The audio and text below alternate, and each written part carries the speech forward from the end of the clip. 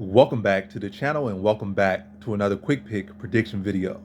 In this video, I'll be predicting the bantamweight bout for the undisputed bantamweight title between Aljamain Sterling, the reigning undisputed bantamweight champion, versus TJ Dillashaw, the #2 best bantamweight of all time, trying to be the #1 best bantamweight of all time.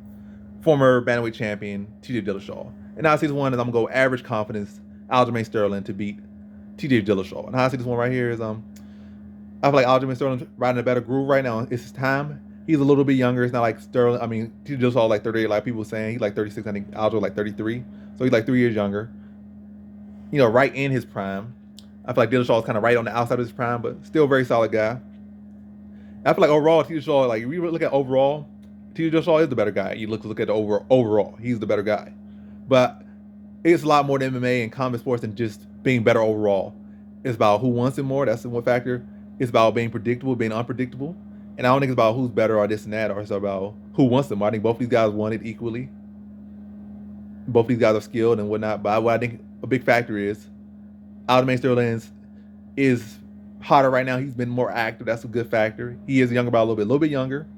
Been more active. He's hot right now. He's riding his momentum. He's in his prime, more close to his prime. And another big factor is he might not be as technical, but he's far more odd and unpredictable. I feel like Dillashaw could try to make some adjustments for him, but Dillashaw himself is very, very predictable, I feel.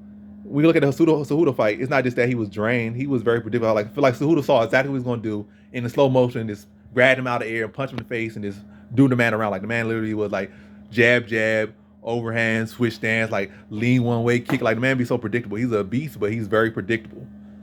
Whereas Sterling, you wouldn't really say the man the beast in the striking department, but he is odd. He's unpredictable. I feel like Yan fought him twice and still like what is the man doing? Like, and also Sterling did make an adjustment. I also feel like Sterling, there's a lot of these people that like even look at his teammate of Dillashaw, like Joseph Benavidez. Joseph Benavidez is technically not really sound. Like he's not really a technically sound fighter, but for a long time he was dominant at both 35 and 25 because he just so unorthodox. I think he also got power on top of that as well, but and speed. But yeah, I feel like Sterling is not like a low caliber striker scrub. Like he not easy money on the feet. I'm trying to say he's not easy money on the feet. He might not just technically he's not gonna be as far as you try to grade his striking. You wouldn't put it in no A++ or nothing. You probably would say C, maybe even D. But as far as effectiveness and like holding his own, he's an A+ as well as striking. Like the man can. It's odd, but he makes it work and he understands what you're doing. Well, like same way you can say what could be. Like he understands what you're doing. He might not be the best striker himself, but he understands what you're doing and he can get off his own strikes. And that's for like this point. He's gonna surprise TJ with his strength. He's gonna surprise TJ with some of his strikes and probably his power. You know, don't look it like nothing.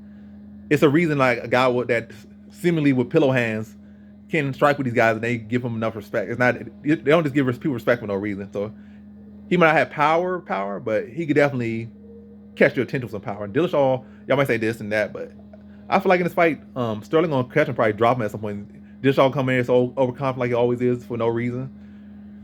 Probably caught in exchange, probably get tagged with a big shot, a right hand that he didn't see coming, and like get it dropped on his butt. Like damn, probably downhill effect. Probably get dropped in the first round. Not even expecting that. Get grappled up, and just get some physicality and the pace put on him that he was not expecting. And Sterling being stronger than he thought, faster than he thought, hit harder than he thought, and this also just dealing with already the awkward timing and awkward emotions of Sterling. I think Sterling come in and probably put on his best performance over Dillashaw. I feel like Dillashaw would have show good moments, be able to stuff his takedown, be able to grapple with him.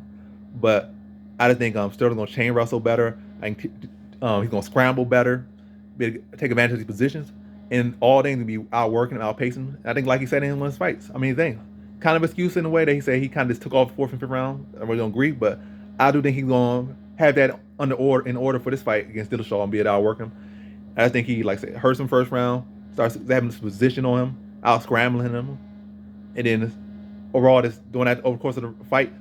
Then the 3rd round really started to wear on him, have him beat down and demoralized, and then really start to go for the kill in that point. Probably take his back, start landing heavy ground and pound, probably really dazing him, have him going in and out of consciousness a little bit, just dazed, and then just tap him out 3rd round. So in this fight, I got Aljamain Sterling via 3rd round submission.